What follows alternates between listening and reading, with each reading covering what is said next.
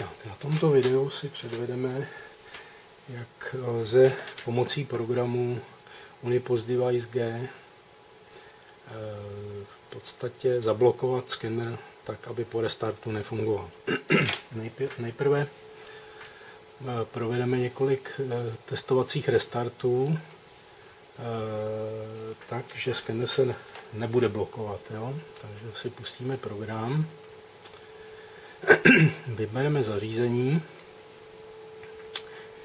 Zařízení se jmenuje STI-USB scanner (opos). Volíme scanner name a port opos.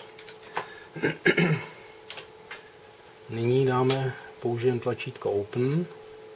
Scanner STI-USB scanner opos Open result je 1. Scanner je aktivní, otevřel se.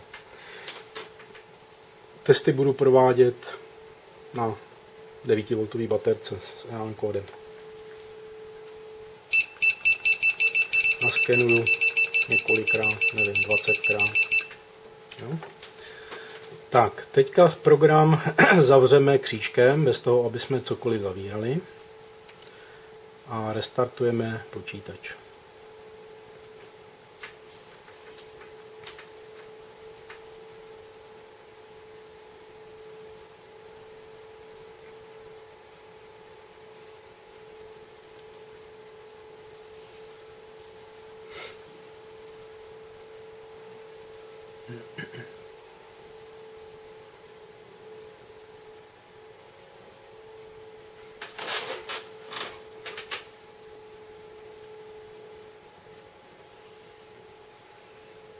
Počkáme, až Windowsy naběhnou.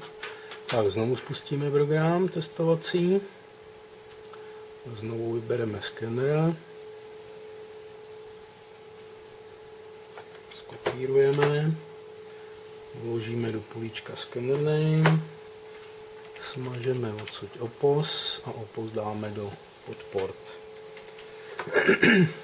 Opět stiskneme tlačítko Open. Skener se nám ohlásil, 1 můžeme opět skenovat. Naprosto bez problémů. Tak, uděláme ještě jeden restart.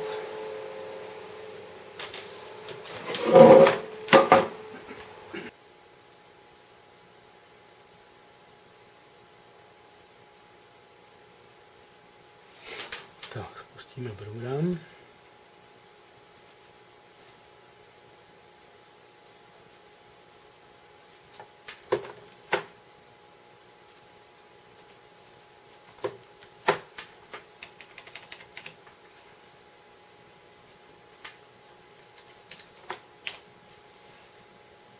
Otevřeme skener. Tak, vidíme, že opět je 1, takže skener bude fungovat. Zase naskenuju pár vzorků. Naprosto bez problémů funguje skener. A já myslím, že pro demonstraci by tohle mohlo stačit.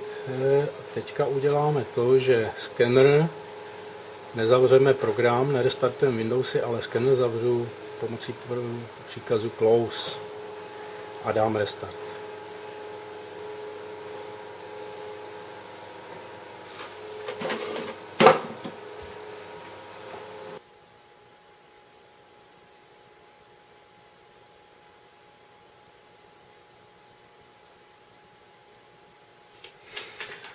Tak, spustíme program.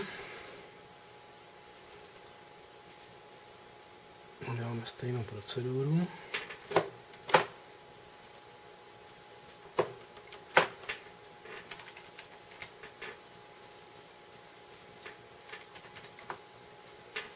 Tak, Open. A skener se nám nebude otevřel. Result 0. Teď můžeme skenovat, jak chceme. A ozývá se jenom tohleto pípání. Takže skener je zablokovaný v tuto chvíli, vůbec nekomunikuje přes USB port. A jediná cesta je, jak ho znova oživit, je buď to restartovat celý počítač, ne restartovat, vypnout a zapnout celý počítač, anebo vytáhnout skener z portu a znova ho tam zabrat. Což teďka provedu. Vytahuji skener. Zandávám skener.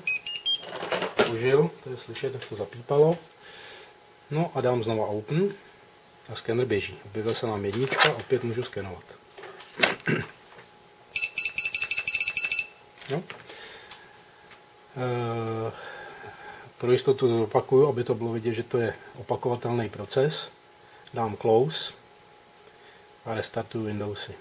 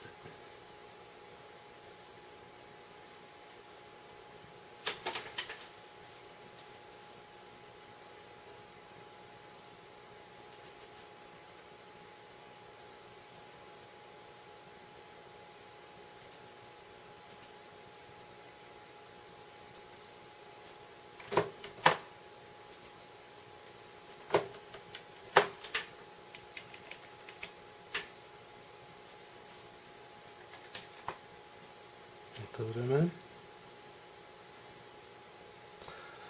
Přestože skener zapípal, tak se nám ho nepodařilo otevřít.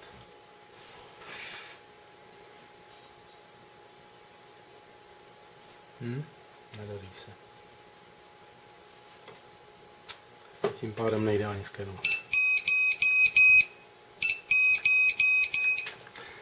Opět provedu proceduru, vytáhnu skener z USB portu. Počkám chviličku. Dám. Skener zapípal, dám open. A skener je aktivní. Můžu skenovat.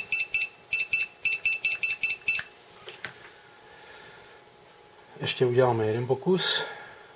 Close. Zavřeme ještě program křížkem. A dáme restart.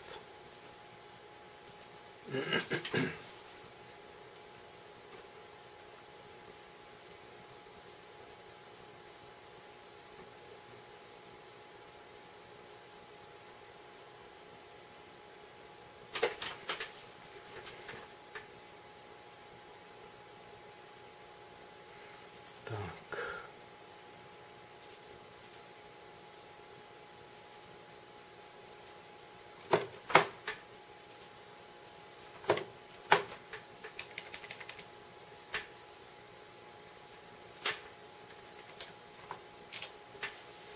Dáme open.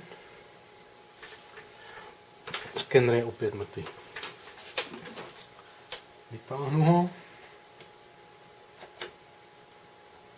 Zadám. Zapípal, dám open, skener je aktivní. Naskenuju vzorky. Funguje. Teď pro demonstraci nebudu dávat close, dám znovu restart, aby bylo vidět, že je to opakovatelný proces. Teď by se skener neměl deaktivovat, měl by normálně po restartu fungovat.